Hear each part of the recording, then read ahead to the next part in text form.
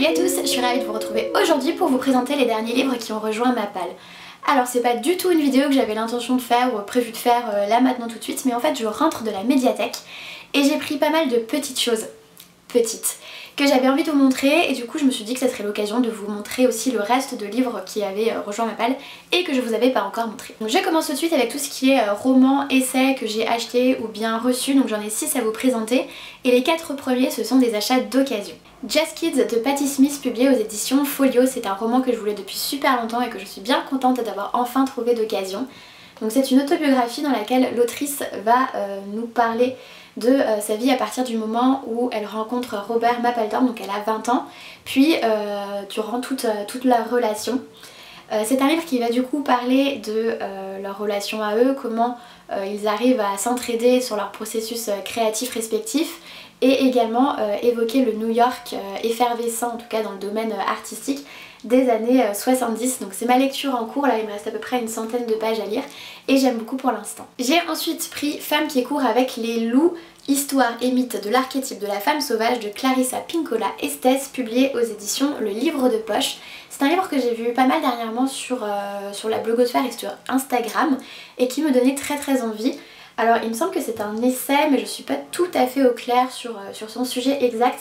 En gros, si j'ai bien compris, l'autrice va essayer de rechercher dans tout ce qui est mythe, légende, conte, comment on en est arrivé à aujourd'hui l'identité féminine actuelle et comment voilà, tout ça s'est construit et comment tout ça a évolué. Ça m'intéresse énormément, je suis pas sûre que je le lirai tout de suite, mais en tout cas il sera lu un jour.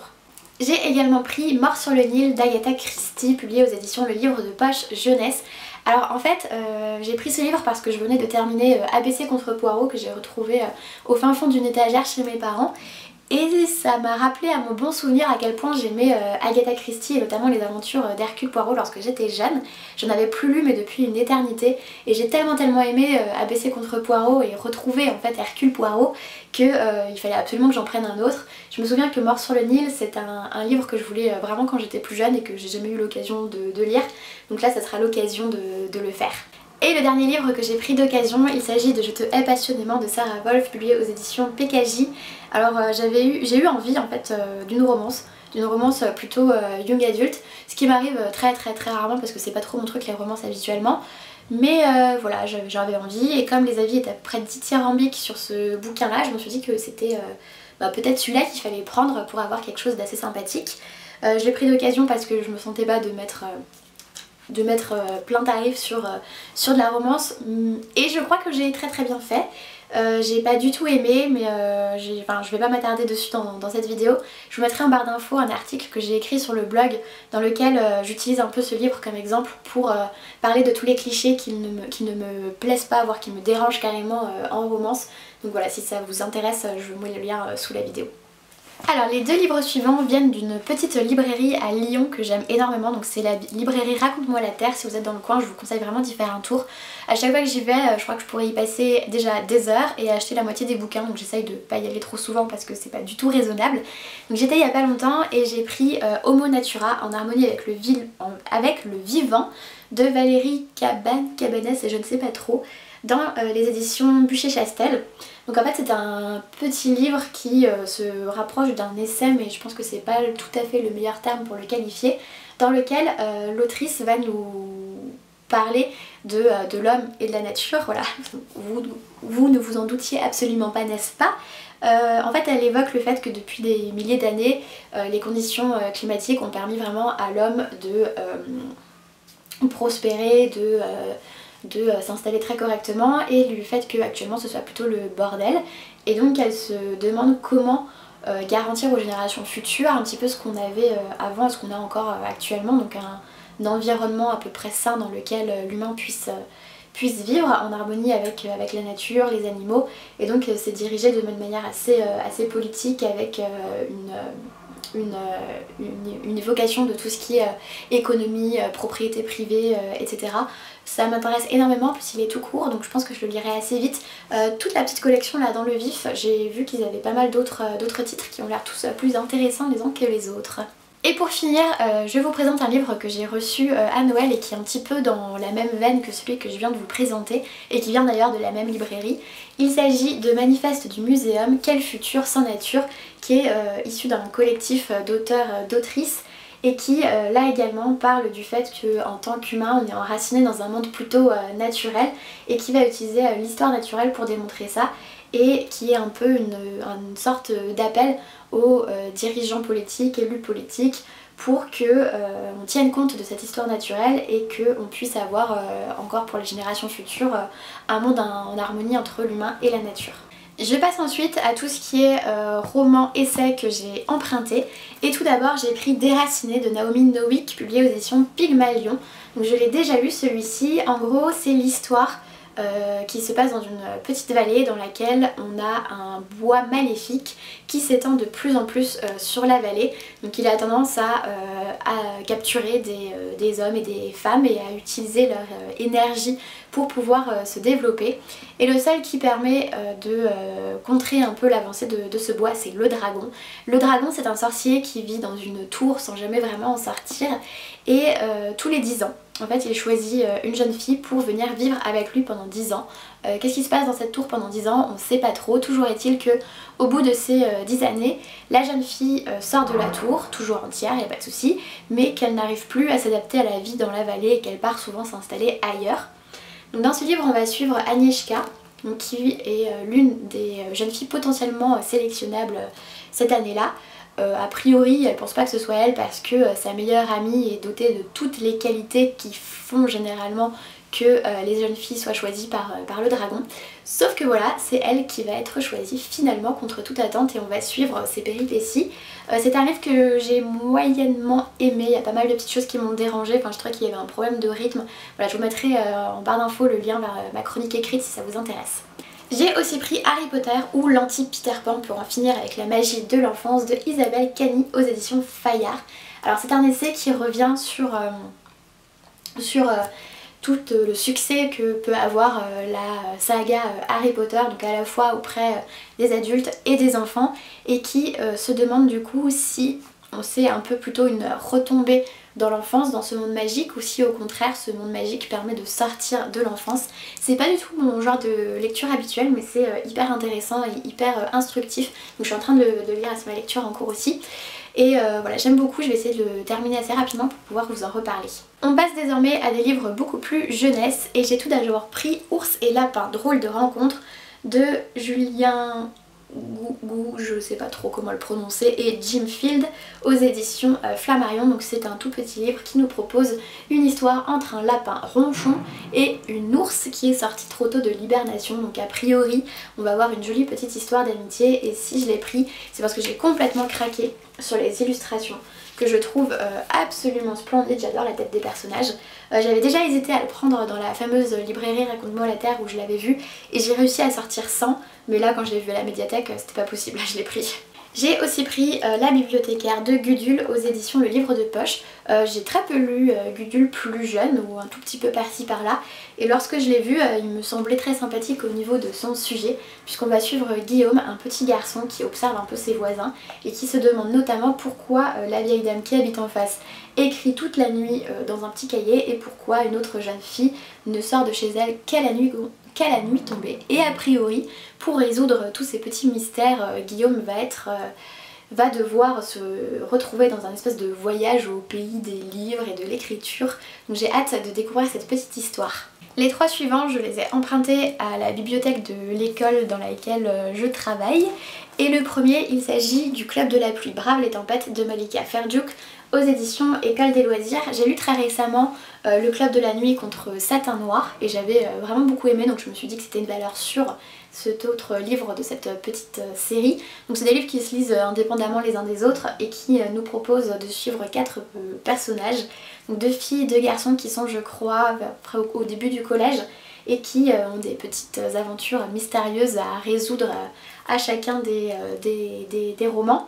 Donc je pense que ça va être une petite histoire assez sympathique. A priori dans celui-ci, le mystère va inclure des fantômes. J'ai aussi pris Une journée avec Mousse de Claire Lebourg, donc toujours aux éditions École des loisirs.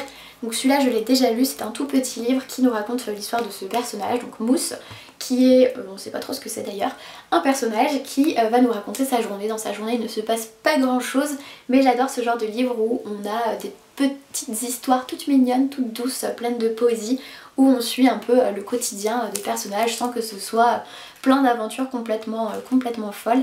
Puis les illustrations dans ce livre sont juste trop choupinettes, j'ai adoré. Voilà, pour montrer encore quelques-unes, il n'y a pas énormément de texte. Ça a été une très bonne surprise. Et le dernier que j'ai pris, c'est Le Être vivant de Alice de Poncheville, donc toujours à l'école des loisirs. Celui-ci il m'intéresse beaucoup pour son résumé, puisqu'on va suivre un être qui débarque discrètement dans une forêt pour s'y installer. Mais pas de bol, tout le monde l'a capté, et la grande question c'est: est-ce qu'on va accepter ce être dans la forêt ou est-ce qu'on va le renvoyer chez lui? Et il va falloir se décider, d'autant plus vite que ce être se met à émettre un gaz toxique. Donc je pense que ça peut être intéressant, j'ai hâte de m'y plonger. Là aussi on a quelques illustrations qui sont plutôt mignonnes.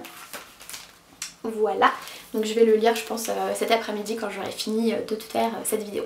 On arrive maintenant à tout ce qui est album, bande dessinée, donc jeunesse principalement, enfin uniquement même d'ailleurs. Le premier que je vous présente vient encore une fois de la librairie Raconte-moi la Terre. Il s'agit du premier tome de Kushi, donc Le Lac Sacré de Patrick Marty et Golo Zhao aux éditions Fay. Voilà, quand je l'ai vu, j'ai pas réussi à résister, impossible. Pour ceux qui connaîtraient, c'est le même auteur, en tout cas je sais pas si c'est aussi Patrick Marty, mais en tout cas Golo Zhao c'est celui qui a fait la balade de Yaya que j'ai pas du tout lu. Et dans ce petit livre en fait on va suivre une jeune fille qui vit en Mongolie et qui est pas super pour l'école et tout, elle s'ennuie assez vite, mais ce qu'elle adore faire c'est galoper dans les steppes de Mongolie, sauf qu'un jour un riche villageois va se mettre en tête d'en piller toutes les richesses et elle va pas du tout être d'accord, donc elle va essayer de se battre pour sa vallée. J'ai complètement craqué sur voilà, le format, les petites illustrations que j'ai trouvées super mignonnes. J'étais à deux doigts de prendre les 3 tomes déjà parus, mais je me suis dit que là c'était vraiment pas du tout raisonnable. J'ai ensuite pris Le Temps des Mitaines donc de Loïc Clément et Anne Montel aux éditions Didier Jeunesse. C'est le duo d'auteurs-autrices qui ont fait Chaussettes que je vous ai déjà présenté et que j'ai beaucoup aimé.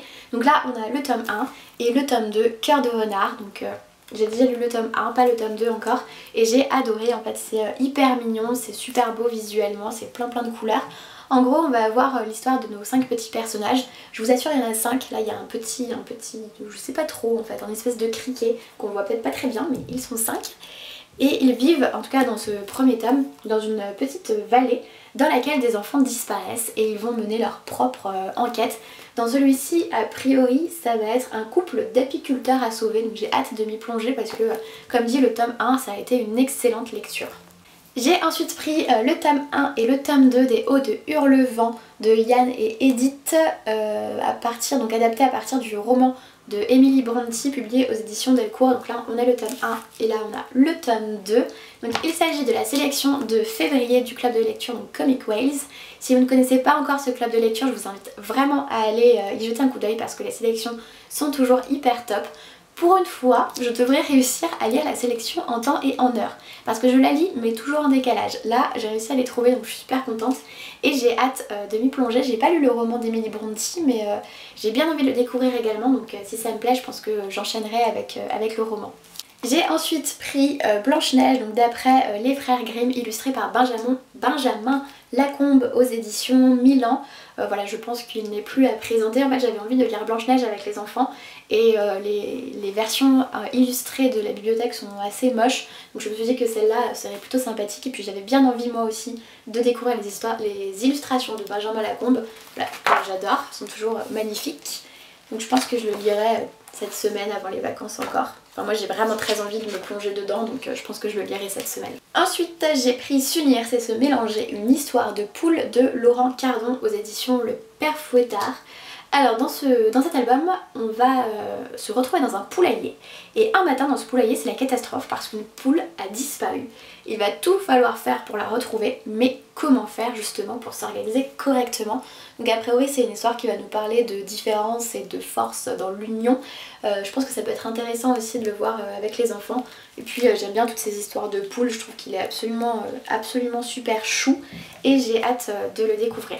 Alors pour continuer dans les livres super grands, pas du tout pratiques à manipuler, j'ai Le Grand Papa et sa toute petite fille de Cathy Horse et Samuel Ribéron aux éditions Milan.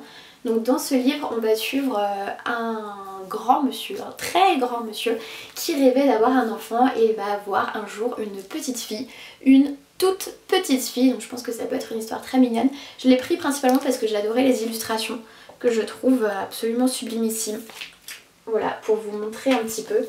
Donc celui-ci aussi, comme tous les autres, j'ai hâte de m'y plonger. Ensuite, j'ai pris La petite sœur du chaperon rouge de Didier Levy et Clotilde Perrin aux éditions Milan, encore et toujours.